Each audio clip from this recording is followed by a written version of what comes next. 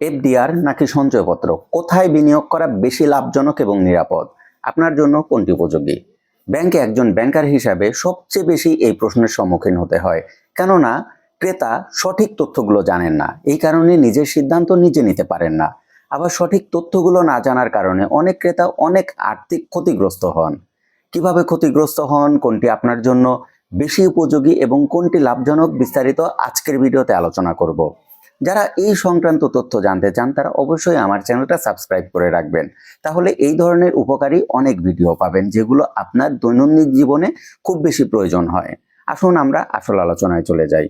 আমি এই দুইটার মধ্যে কোনটি লাভজনক সেই আলোচনায় যাওয়ার আগে দুইটার আসল ফিচারগুলো নিয়ে সংক্ষেপে আলোচনা করব, তাহলে আপনি নিজে বুঝে যাবেন আপনার জন্য কোনটি উপযোগী।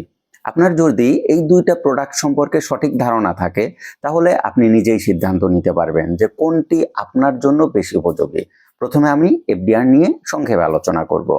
এফডিআর কি? এফডিআর হলো বাংলাদেশের যতগুলো কমার্শিয়াল ব্যাংক আছে সেই ব্যাংকের নিজস্ব একটা প্রোডাক্ট। এই এফডিআর 3 মাস মেয়াদি, 1 মাস মেয়াদি, 6 মাস মেয়াদি, এমনকি 1 বছর মেয়াদি হতে পারে। বিভিন্ন ধরনের স্ল্যাব থাকে, মানে টাইম স্ল্যাব। সেখানে আপনি যদি 1 মাস মেয়াদি এফডিআর ওপেন করেন তাহলে ব্যাংক আপনাকে প্রতি 1 মাস পর পর মুনাফা দিবে। এই মুনাফা আপনি 3 ভাবে নিতে পারেন। আপনি চাইলে আপনার মূল এফডিআর এর সাথে সেটি যোগ করে ফেলতে পারেন, আপনি চাইলে আপনার সেভিংস অ্যাকাউন্টে নিতে পারেন, আবার আপনি যদি চান তাহলে এই টাকাটা আপনি নগদও তুলে নিয়ে আসতে পারেন। এটি হলো এফডিআর এর মূল ফিচার। এফডিআর এ আরেকটা সুবিধা আছে, আপনি যদি চান তাহলে একবার এফডিআর খোলার পরে আপনি সেটা সারা জীবন অটো রিনিউয়াল করতে পারবেন। অর্থাৎ এফডিআর খুলবেন, মেয়াদ পূর্তি হয়ে যাবে এবং সেটি পুনরায় চালু হয়ে যাবে। এটি এফডিআর এর সবচেয়ে বড় সুবিধা। এক্ষেত্রে আপনাকে প্রতি মাসে মাসে ব্যাংকে যেতেও হবে না, খোঁজও নিতে হবে না। এখন এফডিআর কাদের জন্য উপযোগী সে বিষয়ে কথা বলবো।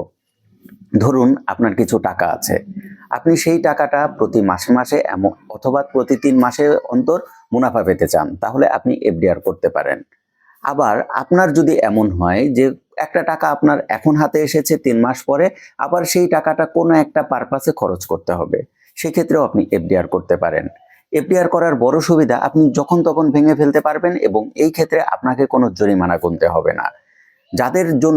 যাদের এমন টাকা পড়ে আছে, যাদের যে কোনো সময় টাকা লাগতে পারে, তারা চাইলে এফডিআর করতে পারেন। এফডিআর এর ক্ষেত্রে শুধুমাত্র একটা কর্তন হয়, সেই কর্তনটা হলো এক্সাইজ ডিউটি। সেটি টাকার স্ল্যাব অনুযায়ী। আপনার যদি 3 লাখ টাকা পর্যন্ত এফডিআর হয় তাহলে এক্সাইজ ডিউটি হিসাবে 1 টাকাও কাটা হবে না।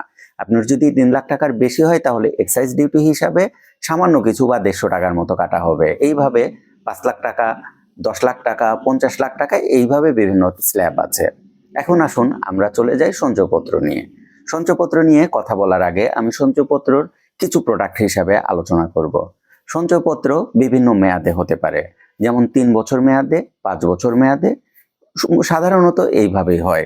এখন 3 বছর মেয়াদী সঞ্চয়পত্র কাদের? 3 বছর মেয়াদী সঞ্চয়পত্র নারী পুরুষ নির্বিশেষে সবার জন্য, যেখানে প্রতি 3 মাস পর পর মুনাফার টাকা দেওয়া হয়। আর আরেকটা সঞ্চয়পত্র আছে, সেটি হলো পরিবার সঞ্চয়পত্র। এই সঞ্চয়পত্রটা শুধুমাত্র একজন নারী সদস্য খুলতে পারবেন। এখন নারী সদস্য খুলতে পারবেন এবং তাকে প্রতি মাসে মাসে মুনাফা দেওয়া হবে।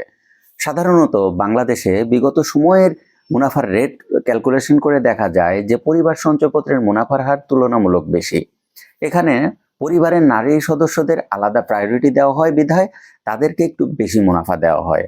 উল্লেখ্য, 3 মাস মেয়াদী সঞ্চয়পত্র আর পরিবার সঞ্চয়পত্রর একটাই পার্থক্য, 3 বছর মেয়াদী সঞ্চয়পত্রে প্রতি 3 মাস পর পর মুনাফা দেওয়া হবে এবং পরিবার সঞ্চয়পত্রে প্রতি মাসে মাসে মুনাফা দেওয়া হবে। উল্লেখ্য, আপনি যদি সঞ্চয়পত্র করেন তাহলে আপনাকে নির্দিষ্ট মেয়াদেই টাকাটা রাখতে হবে, যেমন 3 মাস অন্তর মুনাফা ভিত্তিক সঞ্চয়পত্র করলে 3 বছরের জন্য ফিক্সড করে রাখতে হবে। আর যদি পরিবার সঞ্চয়পত্র করেন তাহলে 5 বছরের জন্য ফিক্সড করে রাখতে হবে। এখন কখনো যদি এমন হয় যে মেয়াদ পূর্তির পূর্বে আপনার টাকা প্রয়োজন হবে, তাহলে আপনি চাইলে সেই সঞ্চয়পত্রটা ভাঙিয়ে ফেলতে পারেন। সঞ্চয়পত্রটা ভাঙিয়ে ফেললে আপনাকে কিছুটা ক্ষতিপূরণ গুনতে হবে। এই হলো সঞ্চয়পত্রের আসল সুবিধা এবং কিছু ডিসঅ্যাডভান্টেজ। এখন আমি আলোচনা করব এফডিআর এবং সঞ্চয়পত্রের মধ্যে কোনটি লাভজনক। আমি প্রথমে দুইটার ফিচার এবং সুবিধা নিয়ে আলোচনা করলাম, আর কিছু অসুবিধা নিয়েও আলোচনা করেছি এবং কোনটি লাভজনক সেটি নিয়ে এখন আমরা আলোচনা করব। দুইটার মধ্যে যদি টাকার হিসাবে ধরি তাহলে সঞ্চয়পত্রের মুনাফার হার তুলনামূলকভাবে একটু বেশি। যেখানে ব্যাংকগুলো এফডিআর এ একটু কম মুনাফা দিচ্ছে, সেখানে সঞ্চয়পত্র একটু বেশি মুনাফা দিচ্ছে। আর সঞ্চয়পত্র বাংলাদেশ সরকারের একটা প্রোডাক্ট, যেটা সঞ্চয় অধিদপ্তরের মাধ্যমে বিক্রয় করা হয়।